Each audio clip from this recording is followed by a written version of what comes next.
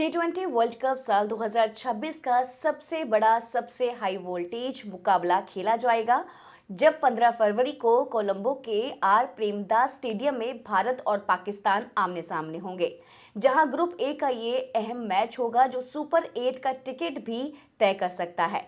तो क्या बदलेगा इस बार भी इतिहास और किसका दबदबा रहेगा इस मैच में और कौन बनाएगा सुपर 8 में जगह, यही जानेंगे आज के इस खास शो में। और हमारे साथ हमारे सहयोगी जुड़े हुए हैं प्रदीप सहगल। प्रदीप, जो मेरा सबसे पहला सवाल है वो ये है कि अब नई पीढ़ी जैसे आ चुकी है सूर्य कुमार यादव की कप्तानी में, इस ऐतिहासिक मैच में आगे जो है इस मैच को वो आगे बढ़ाते हुए नजर आएंगे, जबकि दूसरी ओर युवा पाकिस्तान टीम यानी कि सलमान अली जो है इस मैच को उलटफेर करते हुए या इस इरादे से इस मैदान पे उतरते हुए भी नजर आ सकते हैं। इस पर आपका क्या कहना है? देखिए, जो भी टीम मैदान पर उतरती है वो जीतने के लिए ही उतरती है और ये एक हाई प्रोफाइल मुकाबला है। जैसा कि आपने बताया भी, प्रेशर जो है वो दोनों टीमों पर रहने वाला है, क्योंकि ज़रूर टीम इंडिया का रिकॉर्ड काफ़ी अच्छा है पाकिस्तान के अगेंस्ट। लेकिन देखिए, भारत पाकिस्तान मुकाबला सबसे बड़ी राइवलरी, सुपर हिट मुकाबला, क्रिकेट की दुनिया में इससे बड़ा मुकाबला नहीं है। तो ऐसे में खिलाड़ियों के, वो कहते हैं ना कि पेट में तितलियां, बटरफ्लाइज इन द स्टमक तो रहेंगी ही रहेंगी। और क्या होता है ना कोमल, मैदान पर जो खिलाड़ी खेलने वाले होते हैं, लेकिन मैदान के बाहर जो चर्चा हो रही होती है कई बार वो आप पर प्रेशर क्रिएट कर देती है। तो इसीलिए इसे सबसे बड़ी राइवलरी कहा जाता है, सबसे बड़ा मुकाबला कहा जाता है। और देखिए, जिस तरह का प्रदर्शन टीम इंडिया का रहा है, जाहिर तौर पर पाकिस्तान चाहेगा कि यहां पर इतिहास को बदला जाए। और पाकिस्तान की टीम ने हाल फिलहाल में अच्छा क्रिकेट खेला जरूर है, लेकिन इतना अच्छा नहीं खेला है कि वो टीम इंडिया को बीट कर सकें। क्योंकि हमने एशिया कप में भी देखा था, 3 मैच खेले थे भारत पाकिस्तान ने और तीनों के तीनों मुकाबलों में टीम इंडिया ने पाकिस्तान को वहां पर हराया था। लेकिन T20 एक ऐसा गेम है कि एक ओवर पूरा का पूरा मैच पलट सकता है। तो यहां पर टीम इंडिया को सतर्क रहना होगा और अपनी स्ट्रेंथ पर बैटिंग करनी होगी। मुझे जो सबसे बड़ी परेशानी लग रही है, पिछले 2 मैचेस जो टीम इंडिया ने जीते जरूर हैं, लेकिन भारत की बल्लेबाजी उस उम्मीदों के मुताबिक प्रदर्शन नहीं कर पाई है जैसी एक्सपेक्टेशंस हमारी हैं। क्योंकि अगर आप देखेंगे यूएसए के खिलाफ तो सूर्य कुमार यादव ने हाफ सेंचुरी लगाई, बाकी के बल्लेबाज नहीं चल पाए। दूसरा मुकाबला हमने देखा, वहां पर क्या था, जिस तरीके से जो उनके स्पिनर हैं एरस्मस जो कि कप्तान थे वहां पर नामीबिया के, उन्होंने 4 विकेट चटका दिए। तो स्पिन के खिलाफ टीम इंडिया फंसती हुई नजर आई है पिछले 2 मैचेस में। लेकिन अच्छी बात यह है टीम इंडिया के लिए कि हर मैच में आपको एक अलग हीरो दिख रहा है। अगर हम पिछले मुकाबले की बात करें तो ईशान किशन की बल्लेबाजी तारीफ करनी होगी, हार्दिक पांड्या उनकी बैटिंग की तारीफ करनी होगी, वहां पर दोनों ने अर्धशतक लगाए। तो जो भी टीम टूर्नामेंट जीतती है ना, अगर आप इतिहास उठाकर देखेंगे क्रिकेट का, तो वो टीमें टूर्नामेंट जीतती हैं जिसके अलग अलग प्लेयर्स ने अलग अलग मैच में मैच विनिंग नॉक्स खेली होती हैं। तो यहां पर टीम इंडिया के लिए ये पॉजिटिव है। लेकिन एक जो नेगेटिव मुझे नजर आ रहा है, टीम इंडिया की बल्लेबाजी इस टूर्नामेंट में उस पोटेंशियल की नहीं दिखी है जैसी भारतीय टीम बैटिंग कर सकती है। तो यहां पर पाकिस्तान टीम इंडिया की उसी कमजोरी का फायदा उठाने की कोशिश कर सकता है। लेकिन भले ही टीम इंडिया की बैटिंग नहीं चली है, लेकिन इसकी कोई गारंटी नहीं है ना कि पाकिस्तान के खिलाफ भी नहीं चलेगी। तो जाहिर तौर पर दोनों टीमें जो है, दोनों टीमों में अच्छे खिलाड़ी जरूर हैं, लेकिन जो उस दिन बेहतर खेलेगा वही जीत का स्वाद चखेगा। बिल्कुल। लेकिन अगर हम बात कर लेते हैं पाकिस्तान की, प्रदीप, तो पाकिस्तान की बल्लेबाजी में कौन सा ऐसा खिलाड़ी है जो भारत के लिए सबसे बड़ा खतरा बनता हुआ नजर आ सकता है? और अगर हम बात करें बाबर आजम की या कोई और खिलाड़ी, टीम इंडिया की अगर रणनीति की अगर हम बात करें, तो क्या लगता है कि इस बार इस मैच में, कल के होने वाले मैच में, उनकी रणनीति भी क्या हो सकती है? देखिए, हर टीम में अच्छे खिलाड़ी होते हैं और पाकिस्तान की टीम भी यहाँ पर टूर्नामेंट जीतने के लिए आई है। तो पाकिस्तान की टीम में भी अच्छे खिलाड़ी हैं। और देखिए, जैसा मैं पहले भी कह चुका हूँ कि सब जितने भी हिंदुस्तानी हैं वो ये चाहते हैं कि हिंदुस्तान ये मैच जीते, पाकिस्तान वाले चाहते होंगे कि पाकिस्तान ये मैच जीते। लेकिन जो क्रिकेट फैंस हैं वो ये चाहते हैं कि भैया कांटे की टक्कर देखने को मिले, आखिर तक वो मुकाबला जाए। वन साइडेड मैच नहीं होना चाहिए, नहीं तो पूरे के पूरे मैच का रोमांच जो है ना वो खत्म हो जाता है, फीका पड़ जाता है। तो यहां पर जाहिर तौर पर पाकिस्तान में अच्छे प्लेयर हैं, जैसे आपने बाबर आजम की बात की, साहिबजादा फरहान को नहीं भूल सकते हैं। इसके अलावा अगर आप देखें तो उनके पास एक ऐसा खिलाड़ी है जो हमेशा टीम इंडिया को अपनी बल्लेबाजी से परेशान करता है, वो है फकर जमा। मैं आपको याद दिला दूं, फकर जमा वो खिलाड़ी हैं 2017 चैंपियंस ट्रॉफी का फाइनल था, उस बंदे ने अकेले खड़े खड़े 100 बना दिया था और टीम इंडिया को उस मैच से एक तरह से पूरी तरह से आउट कर दिया था। हालांकि आप बोलेंगे कि उसके बाद जो गेंदबाजी की थी मोहम्मद आमिर ने, वो भी काबिले तारीफ थी, वो सही बात है। लेकिन पहले पाकिस्तान ने वो 300 से ज्यादा का टोटल भी स्कोर बोर्ड पर लगाया था, तो आपको ये भी समझना होगा। तो ऐसे में पाकिस्तान की टीम के पास ऐसे बल्लेबाज हैं जो इस मैच का रुख पलट सकते हैं। तो इसीलिए मैं आपको बोल रहा था कि टीम इंडिया को थोड़ा सा सतर्क रहना होगा, सावधान रहना होगा। और देखिए, अगर उनके पास अच्छे बल्लेबाज हैं तो हमारे पास भी तो गेंदबाजों की फौज है ना। अगर आप चाहे देखें तो जसप्रीत बुमराह हमारे पास हैं। आप जरूर कहेंगे कि पहला मैच मिस किया था, दूसरे मैच में बहुत ज्यादा विकेट नहीं लिए, लेकिन बुमराह ऐसे खिलाड़ी हैं जो सामने वाली टीम के बल्लेबाजों को गुमराह करना जानते हैं। तो मुझे पूरी उम्मीद है कि पाकिस्तान को भी वो एक बार फिर से गुमराह करते हुए नजर आएंगे। बिल्कुल प्रदीप, अगर भारत और पाकिस्तान की यहाँ की मैच की बात हो रही है कि उनकी कल के मैच में क्या क्या रणनीतियाँ हो सकती हैं, या फिर पाकिस्तान के ऐसे कौन से खिलाड़ी हैं जो भारत के मैच में जो उनकी स्ट्रैटेजी है उसको बिगाड़ सकते हैं। लेकिन जो मेरा अगला सवाल है वो ये है प्रदीप कि भारत पाकिस्तान जैसे बड़े मुकाबले में क्या टीम इंडिया अपनी विनिंग कॉम्बिनेशन के साथ ही उतरेगी, या फिर परिस्थितियों के हिसाब से या सिचुएशन के हिसाब से वो अपनी प्लेइंग 11 में बदलाव करती हुई नजर आएगी?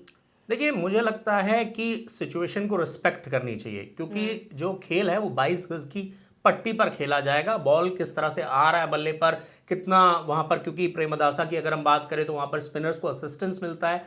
तो मुझे लगता है कि टीम इंडिया यहां पर एक चेंज कर सकती है। भारतीय टीम एक एक्स्ट्रा स्पिनर के साथ मैदान पर उतर सकती है। इसका मतलब यह है कि आपको एक नहीं, दो नहीं, तीन तीन स्पिन गेंदबाज जो हैं वो खेलते हुए नजर आ सकते हैं। और जाहिर तौर पर अगर तीसरा स्पिनर आएगा तो मुझे लगता है वो कुलदीप यादव ही होंगे, क्योंकि चाइनामैन गेंदबाज हैं, वो पाकिस्तान को यहां पर परेशानियों में डाल सकते हैं। तो इसीलिए टीम इंडिया को सिचुएशन को रिस्पेक्ट करनी होगी, उस पिच को रिस्पेक्ट करना होगा, और जरूर यहां पर कुलदीप यादव आपको प्लेइंग 11 में खेलते हुए नजर आ सकते हैं। और वैसे भी कुलदीप यादव जो है वो पाकिस्तान को परेशान करते हैं। और देखिए, सबसे अच्छी बात क्या होगी ना, अगर आप सिचुएशन के हिसाब से, अगर आप कंडीशंस के हिसाब से टीम पिक करते हैं तो वहां पर आपकी जीतने की प्रोबेबिलिटी जो है वो ज्यादा बढ़ जाती है। और दूसरी चीज ये है कि अगर आप उसको एक स्ट्रैटेजिक मूव के हिसाब से भी देखें तो आपके पास बुमराह हो गए, आपके पास हार्दिक पांड्या हो गए, इसके अलावा वरुण चक्रवर्ती और कुलदीप यादव जैसे स्पिन गेंदबाज जब बीच के ओवर में गेंदबाजी करने के लिए आएंगे तो वो सामने वाली टीम की रन गति पर लगाम लगा देंगे, क्योंकि वो आपको रन बनाने का मौका नहीं देंगे। और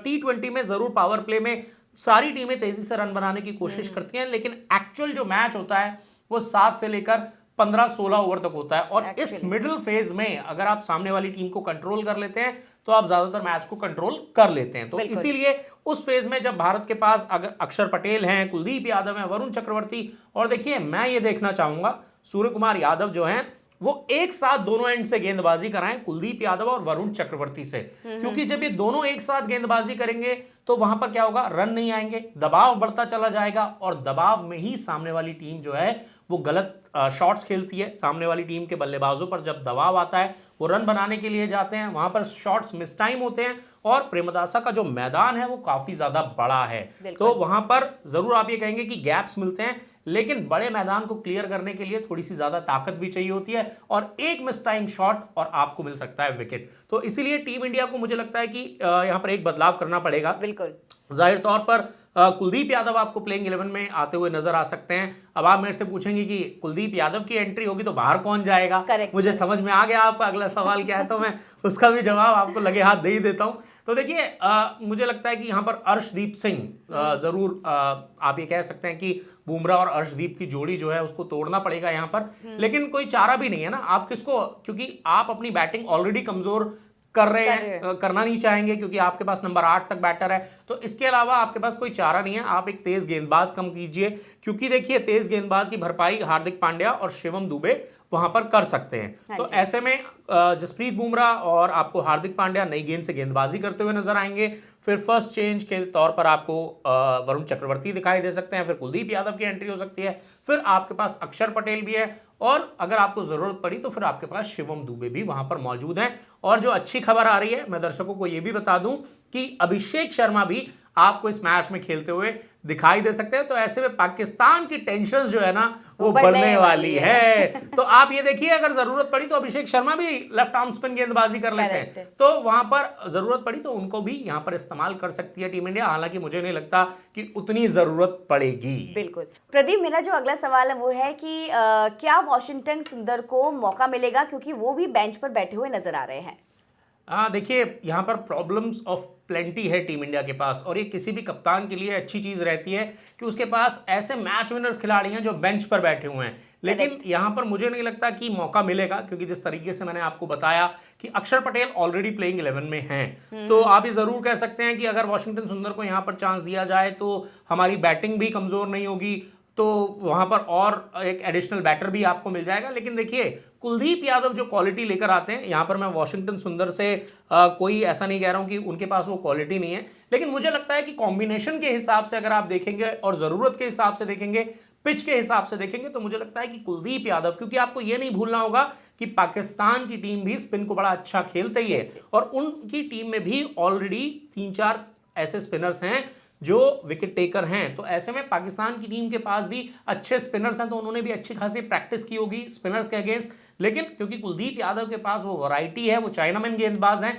तो यहां पर वो ज्यादा परेशान कर सकते हैं पाकिस्तान के बल्लेबाजों को। इसीलिए मैंने आपको बोला कि शायद कुलदीप यादव आपको खेलते हुए नजर आएंगे। और वॉशिंगटन सुंदर के साथ एक और चीज है ना, देखिए अभी इंजरी से ठीक होकर आए हैं, रिकवर हुए हैं। हाँ, मैचेस खेले नहीं है बहुत ज्यादा, तो ऐसा नहीं हो सकता ना कि आप इतने हाई प्रेशर गेम में एक ऐसे खिलाड़ी को मैदान पर उतार दें जिनके पास वो प्रैक्टिस नहीं है, मैचेस अंडर द बेल्ट नहीं है। तो इसीलिए मुझे लगता है कि यहां पर कुलदीप यादव की एंट्री टीम इंडिया में होगी और वॉशिंगटन सुंदर को थोड़ा सा और इंतजार करना पड़ सकता है। इसके बाद टीम इंडिया को नीदरलैंड के खिलाफ मुकाबला खेलना है, वहां पर हो सकता है कि शायद वॉशिंगटन सुंदर आपको प्लेइंग 11 में दिखाई दे जाए। प्रदीप, अगर हम गेंदबाजी की बात कर लें तो क्या लगता है कि टीम इंडिया की क्या रणनीति है गेंदबाजी को लेकर? देखिए, रणनीति यही रहेगी जिस तरीके से मैंने आपको बताया कि हार्दिक पांड्या और जसप्रीत बुमराह नई गेंद से गेंदबाजी करेंगे। वहां पर यह सोच रहेगी कि नई गेंद से विकेट चटकाए जाए, क्योंकि क्या होता है जब आप पावर प्ले में विकेट्स चटका लेते हैं तो सामने वाली टीम पर दबाव बन जाता है, और वहीं अगर विकेट्स नहीं गिरते हैं तो फिर वो दोनों हाथ खोलकर खेलते हैं, तेजी से रन बटोरने की कोशिश करते हैं। लेकिन अगर विकेट मिल जाता है तो फिर आपको यह पता होता है कि हमें अपनी पारी को संवारना है, क्योंकि अगर जल्दी जल्दी खेलने की कोशिश करेंगे और विकेट्स लगातार गिरते रहेंगे तो प्रेशर आता रहेगा। तो वहां पर एक खिलाड़ी ऐसा वहां पर आता है जो ये कोशिश करता है कि पारी को संवारा जाए, तो वहां पर क्या होता है, रन गति धीमी हो जाती है। फिर आपके पास स्पिनर, जैसे मैंने आपको बोला, वरुण चक्रवर्ती आएंगे, कुलदीप यादव आएंगे, ये बहुत ही कंजूस गेंदबाज हैं, बहुत ज्यादा रन देते नहीं है।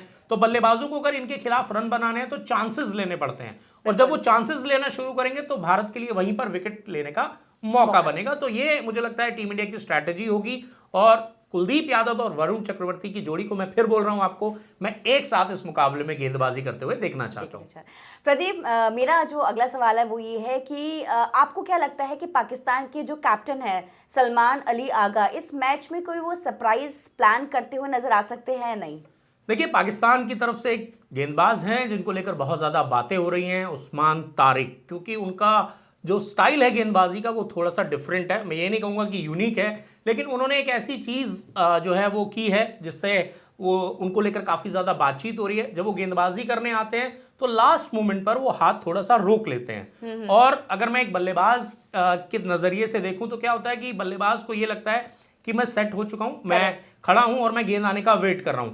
लेकिन जब वो हाथ थोड़ा सा रोक के गेंदबाजी करते हैं तो गेंद के आने की टाइमिंग में चेंज हो जाता है। Correct. तो जब वो टाइमिंग में चेंज हो जाता है तो बल्लेबाज के शॉट खेलने में जो है वो उसकी टाइमिंग चेंज हो जाती है। तो कई बार, और देखिए टाइमिंग बहुत इंपॉर्टेंट होती है क्रिकेट में, एक मिस टाइम शॉट जो है वो आपको आउट करा सकता है, और उसी गेंद पे अगर टाइम हो गया वो शॉट बड़े अच्छे से तो गेंद बाउंड्री के पार जा सकती है। तो इसीलिए उस्मान तारिक की यहां पर काफी ज्यादा बातचीत हो रही है कि भारतीय टीम उनको किस तरीके से खेलेगी, और मुझे पूरा यकीन है कि टीम इंडिया ने यहां पर तोड़ निकाला होगा। और अगर आप ये बात कर रहे हैं कि उस्मान तारिक अगर हाथ रोक के गेंदबाजी करते हैं तो बल्लेबाज के भी एक पास एक ऑप्शन होता है कि वो उस गेंद को ना खेले, वो साइड हो जाए, तो वो अंपायर उसको डेड बॉल करार दे देगा। क्योंकि यहां पर देखिए, अगर गेंदबाज यहां पर थोड़ी सी चतुराई दिखा रहा है, थोड़ी सी चालाकी दिखा रहा है, तो बल्लेबाज भी दिखा सकता है। लेकिन एक कॉन्टेस्ट बड़ा अच्छा होगा, मैं देखना चाहूंगा कि ये कॉन्टेस्ट किस तरह का रहता है उस्मान तारिक और भारतीय बल्लेबाजों के बीच। बिल्कुल।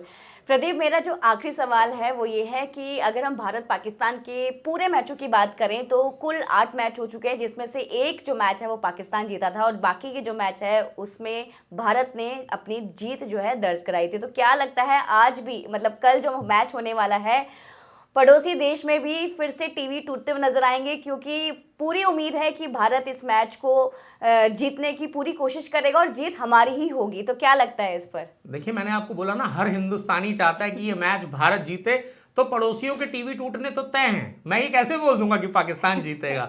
तो हम तो ये देखना चाहते हैं कि पड़ोसी एक बार फिर से टीवी तोड़े, वहां पर जो है वो टीवी के रेट्स फिर से बढ़ जाएं, क्योंकि ज्यादा टीवी टूटेंगे तो रेट बढ़ जाएंगे वहां पर। तो हम सब तो यही चाहते हैं कि पाकिस्तानियों को एक बार फिर से मैदान पर मात दी जाए। खैर, ये तो मजाक था, लेकिन देखिए, भारत को अगर पाकिस्तान को एक बार फिर से हराना है, उस 7-1 को 8-1 करना है, पड़ोसियों को मात देनी है, तो अच्छा क्रिकेट तो खेलना पड़ेगा। और मैं जैसा कि आपको लगातार बोलता हुआ आ रहा हूं कि मैं ये चाहता हूं कि ये मैच जो है ना वो आखिरी गेंद तक जाए। मतलब भारत पाकिस्तान मैच का मजा ऐसा होना चाहिए यार, वो लास्ट बॉल थ्रिलर होना चाहिए। आखिरी गेंद पर मैच का रिजल्ट आएगा तो और ज्यादा मजा आएगा, हम लोग और ज्यादा एंजॉय करेंगे उस मुकाबले को। तो आखिरी गेंद तक वो मैच जाना चाहिए और आखिर में रिजल्ट टीम इंडिया के पक्ष में ही आना चाहिए और फिर पड़ोसियों के टीवी टूटने चाहिए। बिल्कुल प्रदीप, आपने सही कहा। तो फिलहाल इस महामुकाबले से पहले सबसे बड़ा सवाल यही है कि क्या युवा टीम इंडिया दबाव को संभालते हुए पाकिस्तान को हराते हुए सुपर 8 का टिकट जो है वो अपने नाम करेगी या नहीं, या फिर पाकिस्तान इस हाई वोल्टेज मैच में अपनी बाजी मार लेगा? जवाब आपको मिलेगा कल ही, क्योंकि कल ये मैच होने वाला है। और फिलहाल ऐसी और स्पोर्ट्स की हर एक छोटी सी छोटी और बड़ी सी बड़ी अपडेट्स के लिए आप हमारे चैनल यानी कि द फेडरल देश को आप लाइक करें, सब्सक्राइब भी करें और शेयर भी करें। एंड प्रदीप, इस शो में आने के लिए बहुत बहुत धन्यवाद। Thank you Komal, thanks a lot.